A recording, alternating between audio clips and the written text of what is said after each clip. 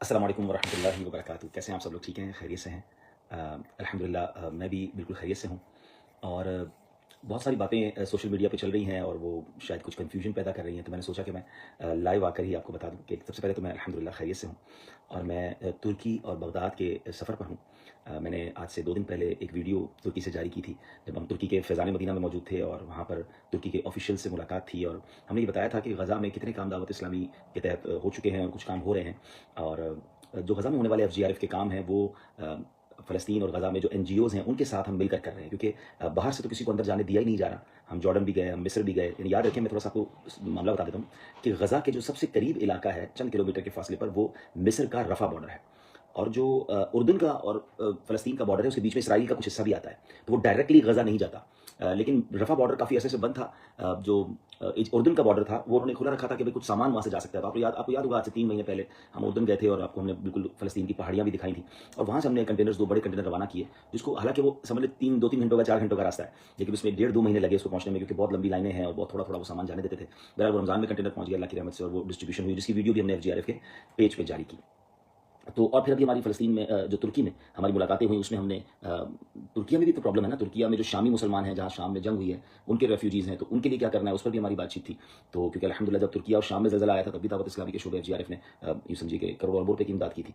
तो वो काम भी देखना था, और मज़ीद उसमें क्या हम कर सकते हैं। तो जैसे मैंने उस वीडियो में भी बताया कि तुर्किया की तरफ से रिक्वेस्ट थी कि एक मेडिकल वैन और एक मोबाइल किचन वैन जो है वो बनाई जाए। तो उस पर भी हम काम कर रहे हैं। उसकी जब मेरे पास सारी डिटेल आ जाएँगी तो वो भी मैं आपको बताऊँगा। लेकिन ऐसा लगता है कि उस वीडियो के बाद काफ़ी सारे भाई ये समझे, या वल्लाह आलम ये गलतफ़हमी फैलाई गई कि मैं गज़ा पहुँच गया हूँ और गज़ा में जनाब इमदादी काम को मैं देख रहा हूँ। तो ऐसा नहीं है, गज़ा तो जा ही नहीं सकता कोई, रास्ते ही बंद है। अल्लाह करे कि हमें एक्सेस मिले और हम जा सकें। एक मेरी तो ज़िंदगी की एक बहुत बड़ी तमन्ना है कि बैतुल मुक़द्दस में जाकर 2 रकअत नफ़ल अदा करूँ। अल्लाह पाक ने दुनिया के बहुत सारे मुक़द्दस मकामात दिखा दिए हैं, बस अब ये एक ऐसा मकाम है कि जहाँ हाज़िरी की बड़ी तमन्ना है। अल्लाह करे कि आफ़ियत के साथ, खैर के साथ मुसलमानों को क़िबला अव्वल भी मिले और हम भी वहाँ जाकर नमाज़ें भी पढ़ें और वक़्त गुज़ारें। कितनी शानदार जगह है जहाँ नबी पाक शब मेराज, मेरे आका ने तमाम नबियों की वहाँ पर इमामत की।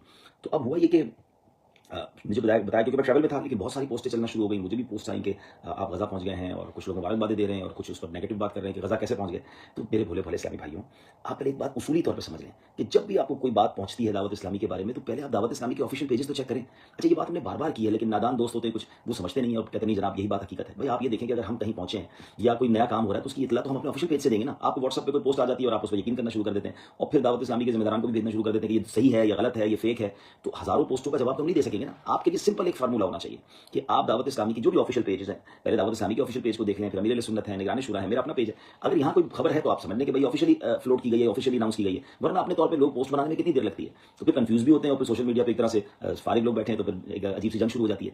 तो मैं क्लियर कर देता हूँ दोबारा से कि अल्हम्दुलिल्लाह एफजीआरएफ के जरिए गज़ा में काम हो रहा है, मगर बड़े पैमाने पर नहीं हो पा रहा, क्योंकि वहाँ पर वो एक्सेस नहीं दे रहे। अल्लाह की रहमत से आपका डोनेशन पहले भी हमारे पास था और अब भी आ रहा है, और आपका एक-एक रुपया इस काम में ही सर्व करेंगे, क्योंकि वहाँ तो खरबों रुपए भी हों तो कम है।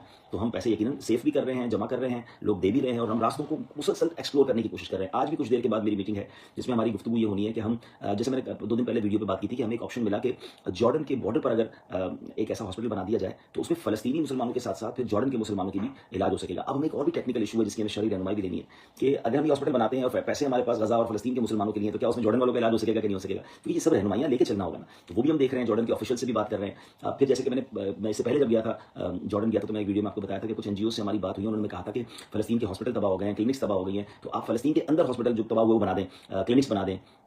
हमारा अपना इरादा यतीम खाना बनाने का है फ़लस्तीन में, लेकिन वो कुछ करने ही नहीं दे रहे, और वो चाहते ही नहीं कि कोई बाहर से आकर मदद करे। और बल्कि जो इस वक्त कैफियत है, सब दुआ तो कर रहे हैं, क्योंकि उन्होंने तो ज़्यादती की इंतहा की हुई है, तो अब वो बेचारे कहाँ जाएँ? तो अब जो सुनने में आ रहा है कि अब बड़ी तादाद में लोग वहाँ से एवैक्यूएट होंगे, यानी वहाँ से हिजरत करेंगे, और वो उर्दन और मिस्र आएँगे। अब हो सकता है कि ज़्यादा तादाद मिस्र में आए।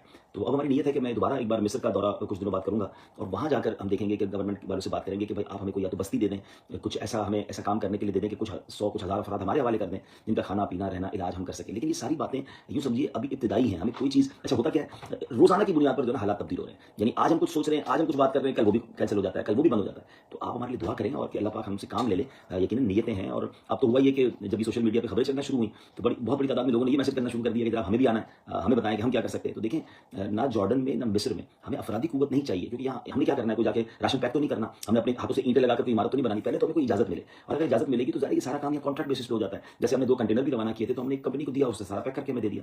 तो यहाँ अफराद की कोई खास ऐसी ज़रूरत नहीं है। हाँ, अगर कोई ऐसा वक्त आया कि जनाब गज़ा के अंदर जाने का मौका मिला और वहाँ जाके डॉक्टर्स की ज़रूरत है, या इंजीनियर्स की ज़रूरत है, या बिल्डर्स की ज़रूरत है, तो वो तो बेचारे गवर्नमेंट भी अनाउंस करेगी। और देखिए हम अपना एक छोटा-सा हिस्सा ही प्ले करेंगे, बाकी दुनिया भर की एनजीओज़ माशाल्लाह, ये आप मत समझिए कि जनाब पाकिस्तान की चंद एनजीओज़ ही बड़ा काम कर रही हैं। माशाल्लाह बहुत बड़ी-बड़ी मैसिव एनजीओज़ हैं, अरब ममालिक की हैं, टर्की की हैं, जो इस पे काम कर भी रही हैं और वो करने के लिए तमन्नाई भी हैं। क्योंकि गज़ा के साथ तो सारी मुसलमानों की दुनिया के दिल धड़क रहे हैं ना। और कौन होगा मुसलमान जो चाहेगा, नहीं चाहेगा कि मेरे कुछ पैसे जो हैं वो खर्च हो जाएँ और इन मज़लूम मुसलमानों पर खर्च हो जाएँ। और फिर उस ज़मीन से तो हमारा एक कल्बी ताल्लुक है, वो हमारा किबला अव्वल है। तो मैं तो याद पड़ता है जब से होश संभाला है, जब से हम फ़लस्तीन के लिए, गज़ा के लिए उलमा से दुआएँ सुनते रहे, जुम्मे की नमाज़ों में दुआएँ होती रही, यानी 40-50 साल से तो मैं देख रहा हूँ कि हम रोज़ हर जुम्मे को दुआ करते रहे। तो वो तो हमारे रगों में बसती है वो बस्ती और वो इलाका। अल्लाह पाक करम करे, बहुत मुश्किल वक़्त है और जिसका जो किरदार है वो अदा करे, इसके लिए हम तो ये भी चाहते हैं। बहरहाल अब मैंने कहा था इसको क्लैरिफ़ाई कर दूँ। अलबत्ता ये ज़रूर है कि इंशाअल्लाह आने वाले दिनों में आप हमें इंशाअल्लाह देखेंगे कि एफजीआरएफ बिल्कुल हम ऑन द टो हैं, रेडी टू मूव हैं, मुसलसल राब्ते में है कि हमें कोई भी ऑप्शन मिले तो हम उसमें काम करें। तो जैसे ही कुछ इंशाअल्लाह हालात बेहतर होंगे हम आपको अपडेट भी देंगे और अगर कुछ काम करेंगे तो भी आपको अपडेट देंगे। और दुआ करें इंशाअल्लाह मैं बगदाद शरीफ से भी इंशाअल्लाह आपको कुछ अपडेट्स दूँगा और वो बगदाद शरीफ के हवाले से होंगी, ठीक है ना? वो गज़ा के हवाले से नहीं होंगी, लोग कंफ्यूज़ हो जाते हैं। तो वहाँ भी हमें कुछ काम ऐसा करना है और गौस पाक के चाहने वालों, बगदाद शरीफ के चाहने वालों के माशाअल्लाह वो तो इलाका मौला अली का है, इमाम हुसैन का है। तो इंशाअल्लाह वहाँ हमने कुछ काम करना है, दीन का काम करना है और इरादा ये है कि देखिए बगदाद वो सरज़मीन है, बल्कि पूरा इराक वो सरज़मीन है कि जहाँ के मदरसों से पढ़ाने वाले और पढ़ने वाले कौन थे आप सोचें। जहाँ इमाम गज़ाली, जहाँ शेख अब्दुल कादिर जिलानी रहमतुल्लाहि तआला अलैह, जहाँ इमाम मोहम्मद, इमाम अबू यूसुफ रहमहुल्लाह तआला, फिर आगे चले तो जहाँ इमाम यूसुफ़ी, बड़े-बड़े उलमा जो हैं वहाँ पढ़े हैं या उन्होंने पढ़ाया है। खुद इमाम आज़म अबू हनीफ़ा, आप सोच रहे कितनी बड़ी हस्ती हैं। तो हम लोग पिछले दिनों जब गए थे तो एक बात सोची थी कि यहाँ एक ऐसा मदरसा बनाया जाए और ऐसी तालीम का निज़ाम बनाया जाए कि क्योंकि इस सरज़मीन में बरकत बड़ी है। क्या पता हमें हमारे बाद आने वाली नस्लों को कोई बहुत बड़ी शख्सियत, कोई बहुत बड़े आलिम दीन वक़्त के इमाम उन मदरसों से वहाँ से मिले। तो उसमें एक हमारा इंशाअल्लाह इरादा है कि वहाँ अपने एक मदरसे की बुनियाद रखी जाए, दावत इस्लामी के मरकज़ की बुनियाद रखी जाए। और ज़ाहिर है कि मुझे नहीं अंदाज़ा था, जब मैं पहली बार लास्ट टाइम हम बगदाद गए थे और हमने बगदाद शरीफ जाकर जब वहाँ की मालूमात की तो हमें लगता था कि यार जंगी इलाका